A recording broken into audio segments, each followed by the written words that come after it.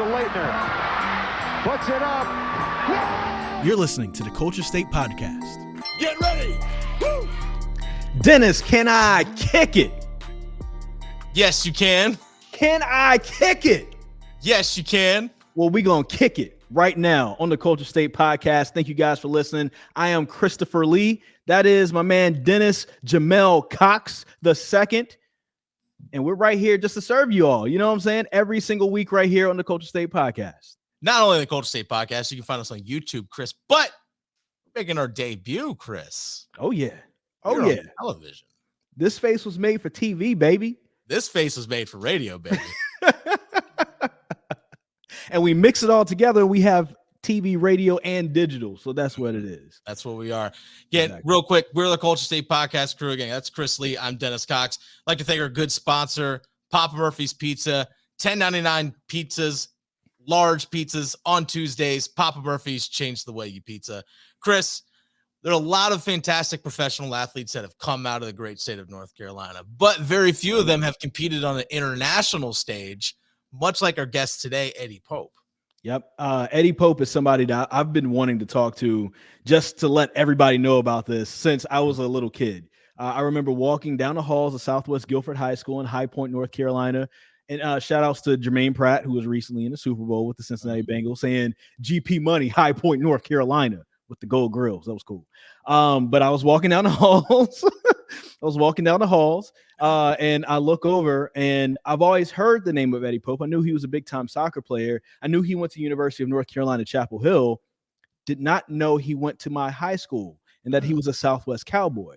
And when I saw that, I was like, whoa, that's amazing, because an international star is walking these halls, and Eddie Pope went there too. You know what I'm saying? So I'm just playing.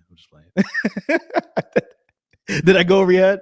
Oh, no. But I was like all in, like, yeah, absolutely, Chris. 100%. That was you. But no, for real, Eddie Pope is the real international star for sure.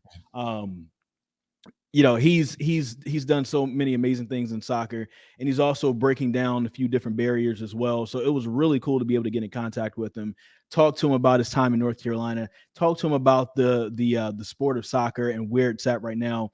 And also just to soak in greatness. You know, that's one of the things I love about this show. We get a chance to soak in greatness when we're talking to these people. Yeah. Well, they also get to soak in greatness from us, Chris. That's very true. Yeah, because that's what we are. And it is really cool with Eddie, just seeing someone who competed on the highest stage of international competition. For me, it'd be super cool to represent your country in any sort of competition. I think It'd be just awesome. Him to do it in World Cups along those lines. I mean, there are some Olympians that have come from North Carolina, which is really cool. Most of them competed in the summer games, but someone who's competed in the World Cup, it's played all over the world. Great to see. And I can't wait to hear him talk about what he's doing post-playing career, and how important it is to make sure athletes, no matter what level you compete in, have an identity off the field and have a life outside of the sport you play, especially when you're done playing. You touched on something very important, just playing for your country. It probably is the highest honor. You've seen guys who have competed for NBA championships and everything like that. But it seems to bring out a different emotion when they all come together for country and they go play for, a FIBA World Cup or for an Olympic gold medal or something like that. And you just see just a difference in how those guys kind of operate. Yeah. Playing for your country is on a completely different level. Eddie Pope was able to do that, but he's also, if you think about it at all points, he was able to play for his state. I mean, North Carolina is, we can say it's the most popular college in the state of North Carolina, the Tar Heels. Yeah. So in a sense, he represented the state of North Carolina, played in the MLS, and then also represented our country. So he's been able to do it at the highest level, at every level he's been at. Well, let's not wait any further, Chris. Eddie Pope. Right after this. Right here on Culture State. I think we're twins today. Yeah, we are. All right, welcome back to another episode of the Culture State Podcast, along with Dennis Cox. And Dennis, I think you're outnumbered once again. Oh, shocking. Because unfortunately, you didn't get a chance to graduate from Southwest Guilford High School like myself and Eddie Pope right here, who's joining us today. Of course, Eddie Pope, longtime professional soccer player, played for U.S. men's national team. And now in his second act in life, he's doing something to help out with those professional players and help them kind of get their lives together after they're playing professional sports. And so, Eddie Pope, thank you for joining us today. First off, let's talk about Southwest Guilford. I don't know if you've been down there recently, but the school has changed drastically since I've been there. You probably don't even recognize the school yourself if you've seen it. Yeah. No, I had a chance to go back a couple of years ago. So it's certainly grown in size, obviously, and which is a good thing. But it certainly wasn't what I remembered it. Yeah, it's Dennis, I wish I could show you the before and after photos. But I didn't think to take photos back in 2004 what it was going to look like. But the school looks completely different. High Point looks completely different right now also. But also just went from there to University of North Carolina, Chapel Hill. What was it about the school at the time where you wanted to stay in state, but also just kind of play for one of the biggest schools that is in the state that actually, bears the name of the state?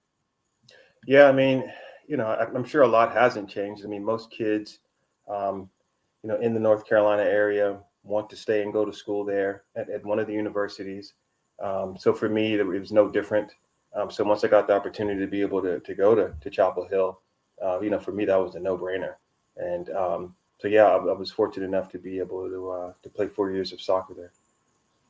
Now, I've asked other people from the 336 because obviously there's a lot of 336 representation on this episode right now.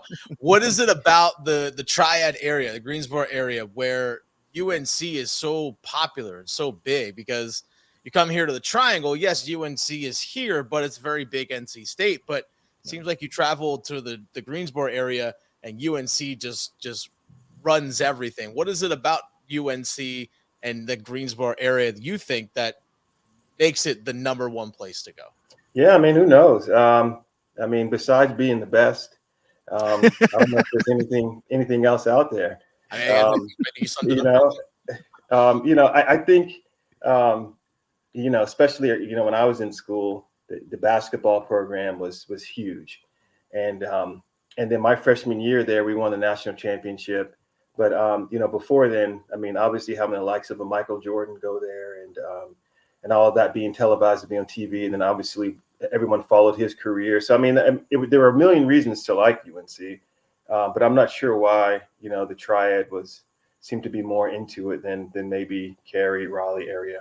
So. Yeah, I was going to ask you about that in the basketball team at the time. You basically were coming in kind of as Hubert Davis was leaving. And now Hubert Davis is now the head coach of the basketball team, men's basketball team. Yeah. What are your whole thoughts on where the men's basketball team is right now, if you've had a chance to pay attention? And Hubert Davis taking the helm, somebody that I don't even know if you guys even had a chance to cross paths because like I said, he was leaving as you were coming in. No, we didn't. It's like I said, I mean, basketball at UNC is everything. And then, the other interesting thing is that Mac Brown is back with the football program, and he was there when I was there. So it's interesting to see things come full circle. But the program at UNC, it's always going to be a top-notch program. They're always going to be a big draw for high school talent, not only obviously in North Carolina, but around the country. And so the school is somewhat built around, those two programs. But yeah, I mean, it's been fun to watch and follow. They've obviously won a handful of national championships since I've left. So UNC, it's an easy school to like, And you notice we just call it UNC. We don't even really refer to the Chapel Hill part. We just claim it all. So yeah, I noticed that. Like when I go to UNC, I went to UNCG, and a lot of folks in my family were just like, just call it Greensboro because it sounds too close to UNC when you say UNCG. Like, I don't know. That's just what they would say. Now, Eddie, let's get to your professional career. Right after you got out of college, you were part of the U.S. men's national team. As someone who was able to compete at that level in World Cups and these big stages, how different was it playing on those big stages as opposed to just an ACC matchup against Wake Forest or another school, or Virginia. How fun was it to compete on that level? Yeah, I mean, that's everything when you can represent your country. I mean, that's everything. You know, before that, for me, I had the opportunity to play in the Olympics, and that sort of prepares you for that type of a competition. You know, the round robin, playing other countries, and trying to progress through the tournaments. Now, obviously, you know, once you get to that level, there's not a whole lot that can prepare you for. You kind of just thrown into the fire.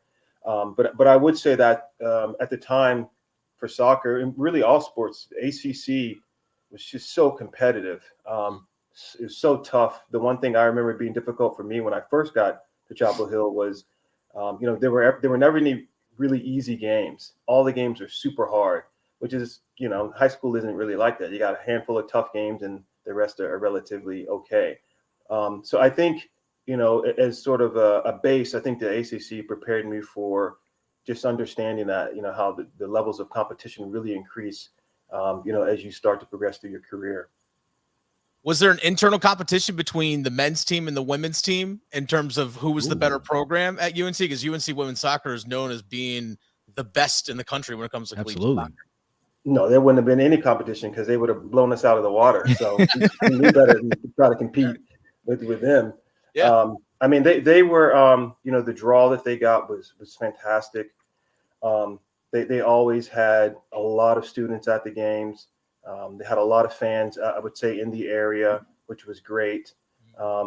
They were great people, you know, from the Mia Hams to the Christine Lillies, you know, so forth and so on. There was just nothing to not like about them. And then with some of them, I've even stayed in touch with over the years. But and the program is still there, still going strong. Anson Dorrance is still there. He's still wonderful and fantastic, an amazing coach. I did have the opportunity to go back there, and that looks nothing like it did when I was there as well. They have a brand new soccer stadium that's one of the best stadiums in the country. Sounds like I'm like a recruiting commercial for UNC, but it really is. It really is super nice. But yeah, the women's program was fantastic when I was there. I wanted to ask you about just how the game of soccer has grown in the state of North Carolina and just some of the leaps that you've noticed. I mean, you know, NC Courage is now here. You know, they've been doing well. They've won championships. In the spring, we're going to see, you know, Charlotte FC. They're going to start up down there with David Tepper for the MLS. And it's just so much that's grown, I think, within the state. You know, I just remember being a kid and there wasn't as many of my peers playing soccer. And in just a few months out of high school, I felt like that kind of changed where there was a lot more behind me starting to play soccer, and that the kids kind of who were coming behind me were playing it a lot more, and it's grown so much here. What have you noticed about the growth there, and how does it feel that you're, you know, one of the examples of where soccer can take you for somebody who came from North Carolina? Yeah, I mean, it's been a long time coming, you know, I would say. I think we've all felt like there should be professional teams in North Carolina because at the youth level, North Carolina has always been such a soccer hotbed. Now, obviously, there's competition with other sports, and there were certainly more kids playing other sports when I was playing soccer.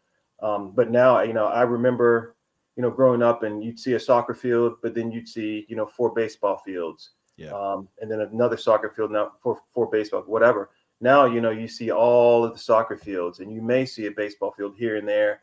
You know, football teams are getting kicked off of soccer fields now, and it used to be the opposite. So the number of kids playing is astronomical because you also obviously have girls playing the sport as well. And, you know, I was there just a couple of weeks ago at WRAL Soccer Park, and with, you know, 20 plus fields with my daughter. And to watch some of those locations kind of mushroom cloud has been impressive. And so now you have NCFC, like you said, you have Charlotte that's now got a team. It's just been a long time coming. And I think one of the things that young players can see is that there is a pathway. You know, I have a professional team in my backyard on the male and female side. And so now I think kids can see that path to professionalism. And so I think the sport's just going to continue to grow. And, you know, you have some difficulties with football now and concussions and things like that. And really, as a parent, Now you're a little bit skeptical with what sport you throw your kid in, and soccer's relatively safe. So I just think, things look really, really good for the sport moving forward. Mm-hmm.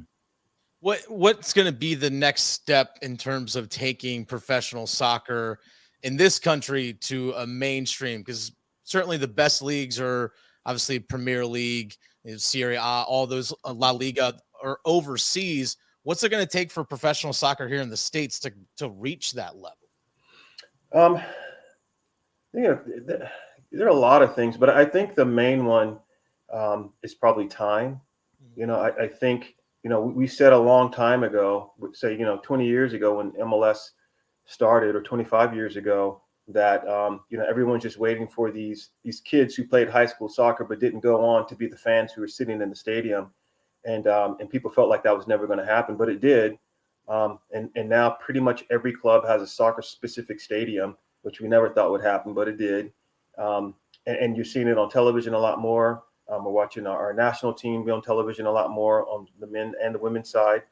So I think it's probably time. I also think once we start to involve everyone in the sport, whether they are super wealthy or maybe they're poor, that's one of the things that we're missing. But that's what you see overseas. You see everybody's included in the sport. And I think once you obviously expand that pool of talent, the sport gets better and the teams around it gets better. Would you also, just to kind of add to that question, would you also like to see more, I guess, local organizations? Like here in Raleigh, we have the NCFC organization, and, somebody like Nicholas Holiday can start when they're 12 and all of a sudden he's 16 and, he's a professional now and doing his thing very well with that, becoming a goalie. But, where I'm from in Greensboro, they're smaller organizations, but it's not at the level of NCFC. My wife is from Bermuda. Her nephew moved to the UK, and every city there, and he's under like one of those organizations at the age of 8, kind of starting off. Do you think that will be something to kind of add to what Dennis was asking, more of those organizations to help in more cities to help I guess train kids from an early age and keep them developed, and maybe that can make the pool a little bit bigger? Yeah, I mean, I think in the US we have to have our own system. And then mostly because the United States is so big, it's really hard to mimic what other countries are doing. Whether it's England, or Holland or Spain. I mean, with the size of our country makes it really difficult to mimic what some of the other countries are doing. I think that our youth clubs do a good job of training kids at a young level, and the coaching is relatively good in most youth soccer clubs. And so I just think, again, it's just going to take time to where we, obviously people talk about the pay-to-play system and how we get around that. I don't know that will ever go away, but I do think that there are ways to involve everyone in the sport. I think that increases competition. It pulls in a different set of athletes that typically aren't involved in the sport, and I think it will take off even more. And then the biggest obstacle is that we have a lot of other sports in the United States. We have a lot of other really popular sports in the United States, and so that competition clearly pulls athletes away from soccer. Again, that part is going to be hard to overcome, but we are a big country, so I do think that the talent is still out there. All right, Eddie, let's get into your post-playing career life, your post-playing career profession. You're managing director of a company called Octagon Soccer. For those who out there don't know, what is Octagon Soccer and what is it that you all provide? So Octagon in general is a sports and entertainment company. And so it's divided in a couple of sides. We have marketing and advertising, but I'm on the side which is really just player representation. So we're player agents. We represent players. We help them with their contracts. We help them find clubs. We help them move from club to club. We help them find teams overseas if that's something that they're interested in. So that's sort of the gist of it all. As players come out of college, and nowadays where you have more and more players who are foregoing college and going directly to MLS or overseas, we help players do that. I wanted to talk also more about what Octagon has. I noticed that you're part of I'm reading it to make sure I get it right. athlete, coach, and executive career development, advancement, and transition division. So it's a lot to say, but it sounds super interesting. But also, fellow North Carolinian Brad Daugherty is there with you. Marvin Lewis, former head coach of the Cincinnati Bengals. What are you guys doing to help with that development of folks in their careers after they're done playing the game of soccer? Yeah, I mean, we're literally just getting started. But, one of the things that we want to do is obviously help players who are trying to transition from being a professional athlete into the quote unquote real world. It's never easy. For a lot of us athletes, that's kind of what we've known ourselves to be all of our lives. Even though we've all, most of us have gone to college, we have degrees and everything else, but we go directly into a professional sport. And so once that's over, and once you've sort of, lived your dream, you have to now kind of settle down and figure out what you want to do. So we've been trying to help players do that. We're trying to help especially Black executives who don't typically get the opportunity to be head coaches, GMs, anywhere in the front office. And that's something else that we want to tackle, along all fronts, from basketball to football to soccer as well. But I mean, the general sort of goal is to help players transition out of being a professional athlete and helping them understand that, you do have the ability to have a second identity. And as you mentioned before, like a second act. And we want to help them prepare for that. And a lot of it is starting to prepare, while you're towards the end of your career. It's, if you don't have that college degree, it's finishing that off. If you do have that, it's trying to target what it is that you want to do next. And can you do some internships, some externships here and there, and really start to figure out what direction you want to go in. I wanted to ask you, what was like one of the toughest parts about your transition from your playing career? Because I remember seeing you in commercials as a kid. I remember, seeing you in MLS games for the U.S. men's national team. And then that does come to an end at a certain point. So what was one of the hardest parts of that transition for you? Yeah, I think the hardest part is, I think most kids, you think about, hey, I want to be a professional whatever player. So then when it happens and you are, quote unquote, living your dream, well, once that's over, it's almost like there is not necessarily a letdown, but I've already accomplished the big goal that I had, the big dream that I had, and now what's next? And it's really trying to figure out what that is without bouncing around too much. But that part is really hard. You're now kind of searching and trying to figure out, do you have, or are you fortunate enough to have another dream? Is there something else that you can be passionate about? And so for me, I think that's the toughest part, is trying to find that sort of second flame, that second fire. What are you passionate about again?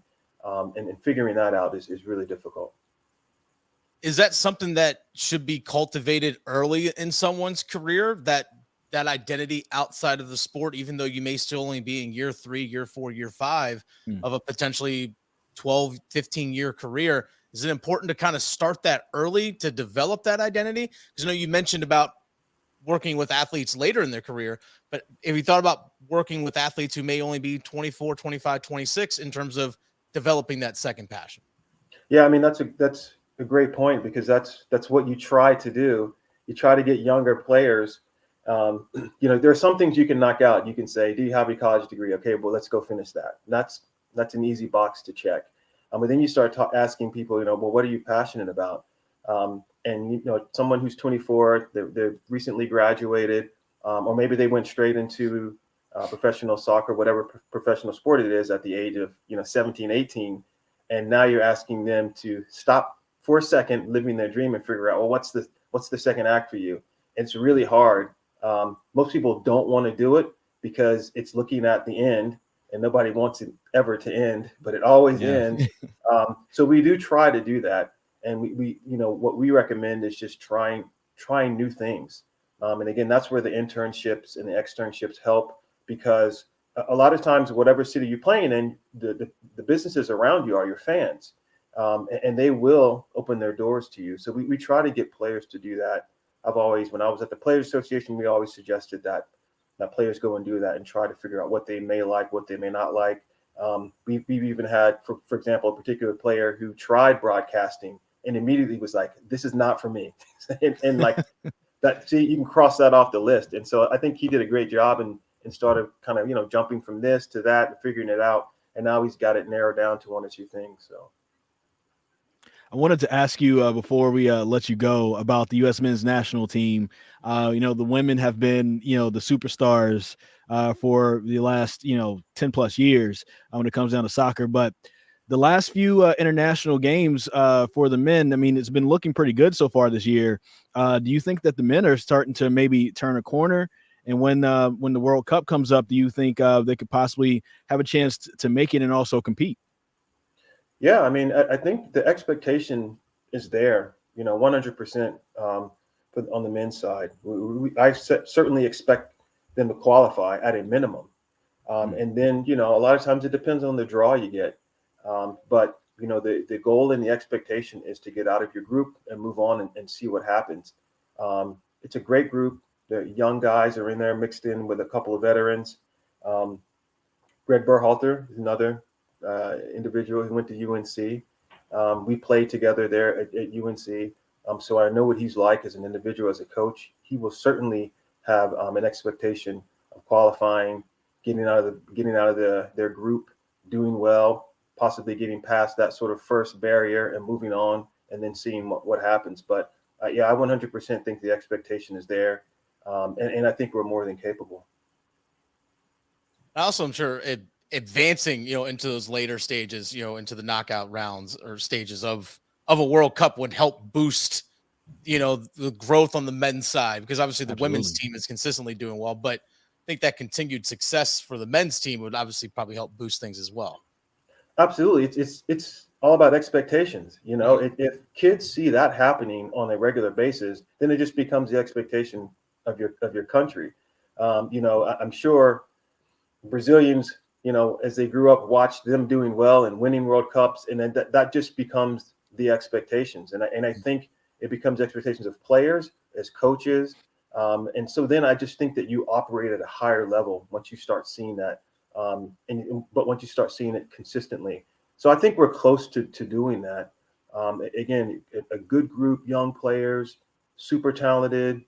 Some play in MLS, some play abroad. It's a really good mix. Good coaching staff. So yeah, my expectations are high for that group. Awesome. Well, we want to thank you so much for joining us. This was great. It was insightful. We had Lynn Williams on before. So you're the first men's soccer player that we've had a chance to speak with on the show. So there's definitely a first for you for that. Oh, no, I appreciate that. And again, I thank you guys for having me on.